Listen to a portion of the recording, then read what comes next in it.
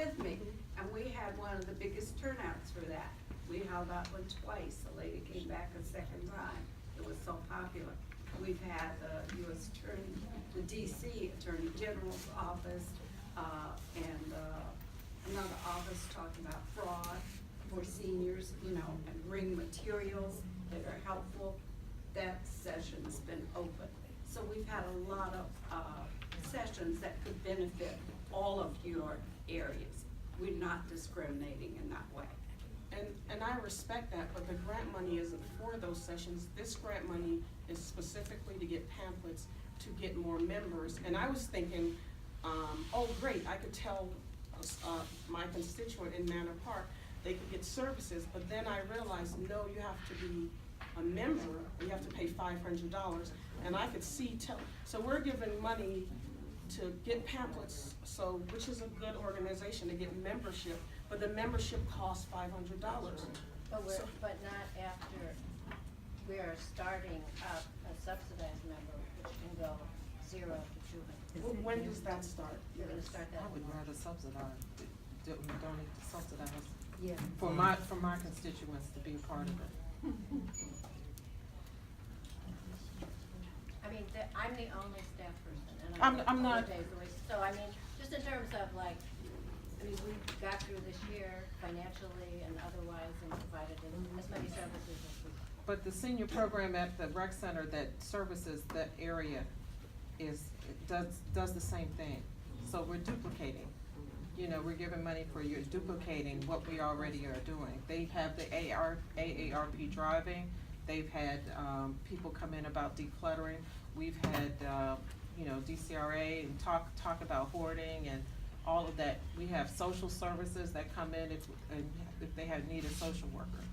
Our biggest service need is transportation, like medical appointments, or picking up prescriptions, or taking them to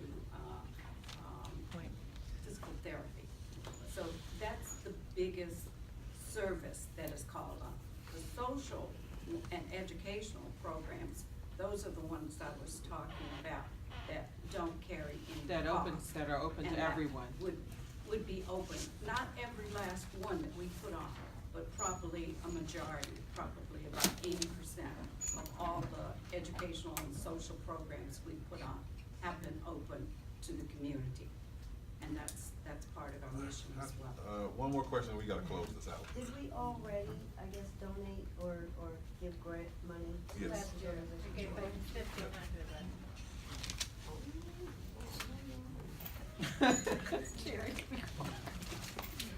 All right, David. I think, questions or comments are closed.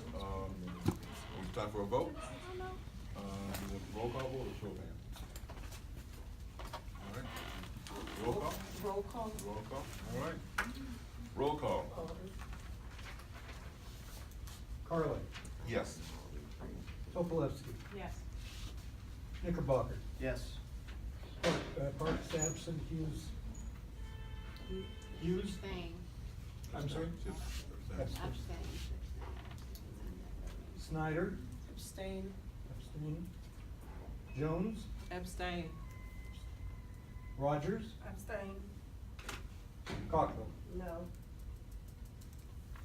The vote is 3 yes, 1 no, 4 abstentions. So it actually passes. Motion carries. Yeah. Motion Thank you very carries. much. Appreciate it.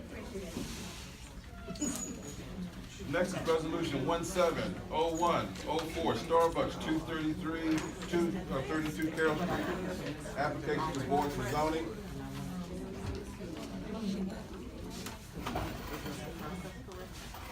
So we're gonna hear a little presentation, quick presentation, and then, very quickly. Okay. Change my vote to no. We had a lot of discussion about this at design review, didn't we, Natalie? Yes, I won't be, because I was on the committee. But I agree with the aiming and budgeting. I agree with it. But I don't think we can do better. No, I'm sorry. I thought And we can subsidize so everybody. You ready, sir? Yes. All right, I'm sorry, we were talking about something. All right. Mr. Chairman, my name is Ed Donahue. I'm representing the applicant in connection with the Starbucks store, Starbucks Restaurant, 232 Carroll Street. It's going to BZA's for a special exception on February the 8th. We've been twice before the Design Review Committee. We had good discussions. We're very pleased to have a recommendation of approval. We had a lot of discussion about the outdoor patio, about indoor seating, about some issues that are more landlord-related than tenant-related, but that's fine. I think it was very productive. I think the members of the Design Review Committee would agree. I think it was a very healthy and good exchange. The Starbucks is open today with 24 seats because of the NC2 zoning. In order to increase the seating in there, we're in for a special exception. We asked for 50 seats. The Design Review Committee has recommended a compromise. They suggest 45 seats and the deletion of one of the tables at the entrance to the store, and that's certainly within the committee's purview. We intend to seek the 50 at BZA, but I think we talked about things like on the patio. We talked about things like adding some flowers along the rail, some markings for make sure that people knew about a change in grade from Carroll Street going in, etc. So that the recommendation that you have before you, 4B 170104, is really very good, and we're certainly pleased to have the recommendation of the Design Review Committee. So I talked fast. Perhaps there are questions for me. Ed Donahue. I do have copies of the letter with attachments that I gave to the Design Review Committee. I'd like to pass those out. Now you've already seen those. Do you have drawings? I do. Now, there are no physical changes to the store. I have some changes that I made to the resolution Okay. that I'm going to ask that you address. I did get this in the mail this past weekend though. Okay. Just to let you know. This is in my SMD, and Yes, I did go up to the store twice to ask for information that I never got except through one of the committee members, Design and Review Committee members. And yes, thank you. Yes. One of the problems that I had, and I wasn't, one of the problems that I had with the drawings is that your capacity now says 24. I mean, that's your capacity at 24 now. That is the number that's set in the NC2 zone. So yes, so as was pointed out during the committee discussions, that's regardless of the size of the space, that's what zoning allows.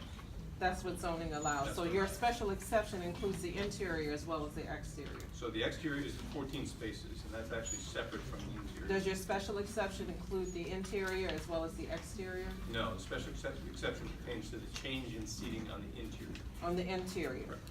But you have a matter of right for the exterior. And that 50 seats, is that what you're asking for? 50, Yes. a capacity of 50? In the resolved, I guess, paragraph, instead of designate one entrance and one exit, rather than permitting both entry and exit on both Carroll and Maple, that when we request that their intrinsic customer path to service be apparent. So no matter where the customer comes in, because not everybody wants to come in and sit, there should be an intrinsic, meaning they shouldn't have to figure out or maneuver around seats and tables to get to the customer service area. And I don't readily see that on here unless I'm not reading this correctly. No, I think you're right. We really didn't talk about interior flow of customers. Right, What- right. In connection with the markings of the parking area, what we were talking about was, we looked at some historical photos, by historical, I mean 6 or 8 months ago. Right. There were marks that indicated that the traffic should flow from Maple through and out on Carroll. Out on Carroll. When they repaved or restriped, those arrows have disappeared. So the suggestion of Design Review Committee was to put those arrows back in, so that there's not this conflict at the entrance on Carroll Street. I don't have any problem with the entrance. I think customers should come and go at any entrance they see fit. I'm talking about the interior design of 50 seats. That's gonna be tight. No, I got you.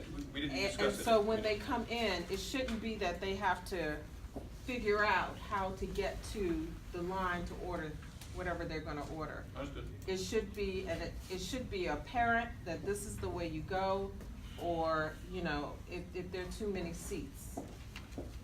Yes, ma'am. You know, that was my, input into that. I don't think, you know, you can try and say people can only go in this way and out this way, but once they get inside, it should be apparent to them where they need to go, that's all. Understood. Also, I think the seating capacity ought to be 35 to 40.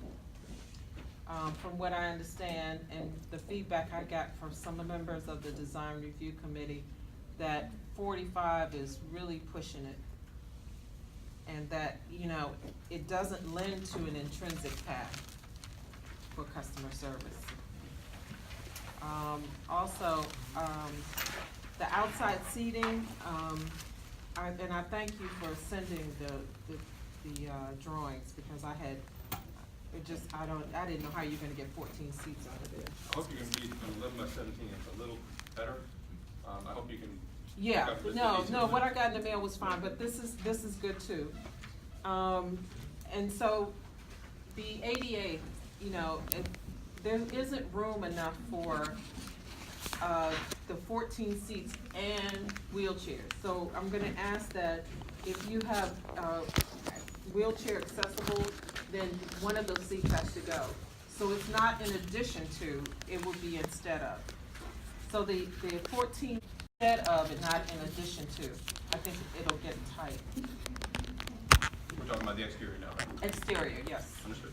yes. Okay. And the downspout, apparently in